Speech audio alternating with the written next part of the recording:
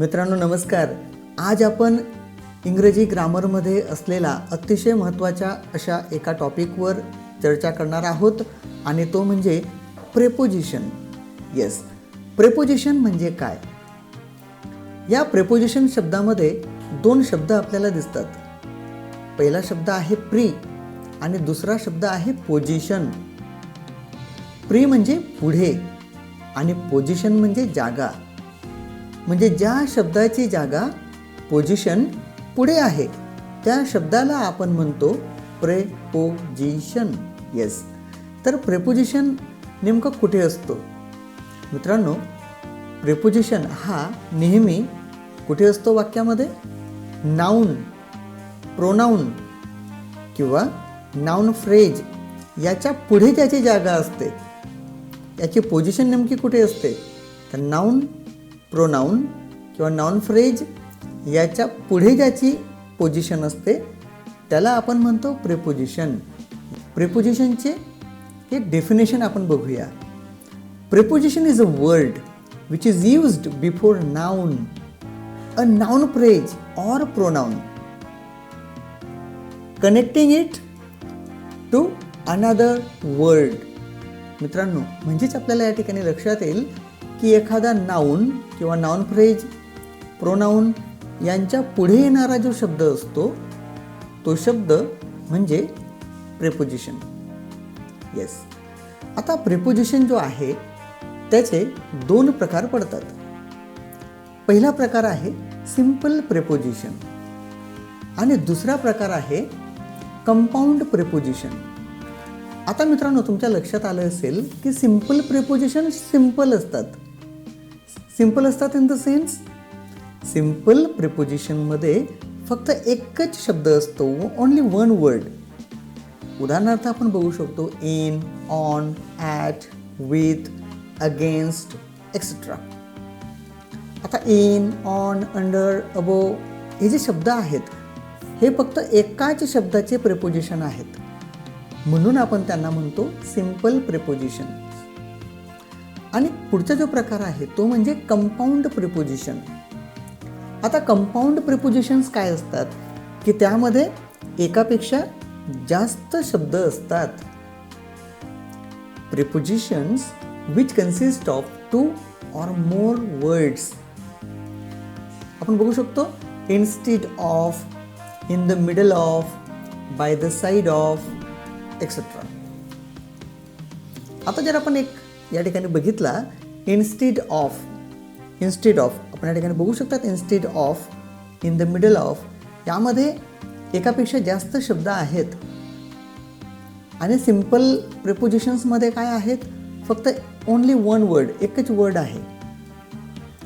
आणि कंपाऊंड प्रेपोजिशन्समध्ये एकापेक्षा जास्त वर्ड्स आहेत.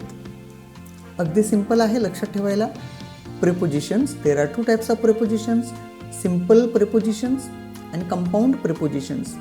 Simple prepositions consist only one word and compound prepositions consist more than one words. Yes, I hope you understood it.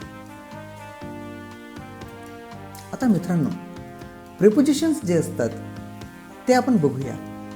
तर हे आपल्याला या ठिकाणी prepositions दिसतात बघा. या ठिकाणी सगळे prepositions आहेत. Okay, on, through, behind, for, beneath, against, beside, over, during, without, abroad, across, among, against, around, at the end, at the bottom, between, behind, below, by, inside, corner, in, into, via, after, to, about, in, on, at, since, while, under, over, right, left. These are all prepositions.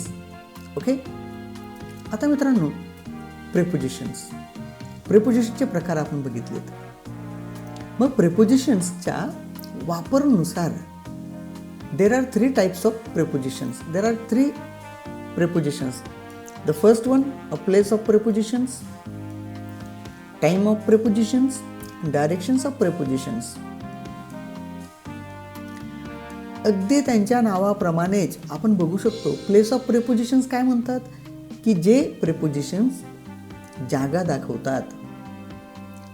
जागा, position, place दाखवतात, आपण त्यांना काय म्हणतो? Place of preposition. त्या ठिकाणी आपण बघू शकतो prepositions of place. Okay, some preposition show where something happens. जिथे एखादी घटना घडते ती जागा दाखवणारे प्रेपोजिशन म्हणजे place of preposition. For example, Sunny was sitting under a tree. आता Sunny sitting under a tree, झाडाखाली म्हणजे झाड, ट्री नाऊन आहे, त्याच्या पुढे आलेला शब्द अंडर. आणि सॅनी कुठे आहे, कुठे बसलेला आहे, तर तो झाडाखाली बसलेला आहे. प्रेपोजिशन म्हणजे तो पोझिशन दाखवतोय, झाडाखाली बसलेला आहे, अंडर, अंडर द ट्री.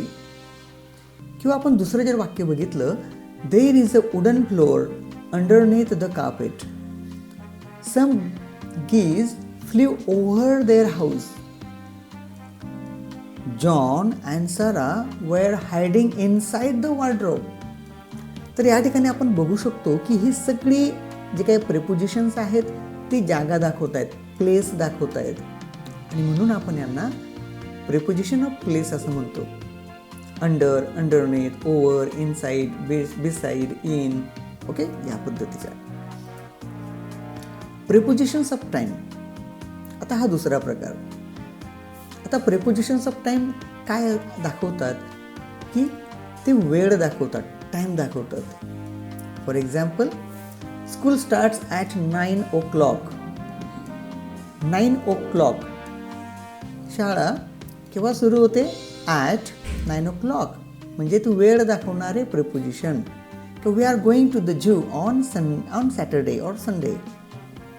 म्हणजे आम्ही झूला केव्हा जातो किंवा केव्हा जाणार आहोत? On Saturday. I will do my homework before dinner. Before dinner, dinner noun आहे आणि त्याच्या पुढे आपण घेतला बिफोर. तर बिफोर डिनर, तर डिनर केव्हा? तर बिफोर, जेवणाच्या आधी. होमवर्क केव्हा करणार आहे? जेवणाच्या आधी. ओके, यानंतर प्रेपोजिशन ऑफ डायरेक्शन्स आपण बघूया. Some prepositions show where something is going. They are called prepositions of directions. For example, the boy chased after each other. The football rolled down the hill. A man was walking his dog along the river bank. आपल्याला एक दिशा दाखवतात, बाजूला, मागे, पुढे, वर, खाली या पद्धतीची जी दिशा दाखवतात ते प्रेपोजिशन्स म्हणजे prepositions of directions. So dear friends, I hope you understood the prepositions. So my dear friends, I hope you understood the basic information about preposition. So see you in the next video. Thank you.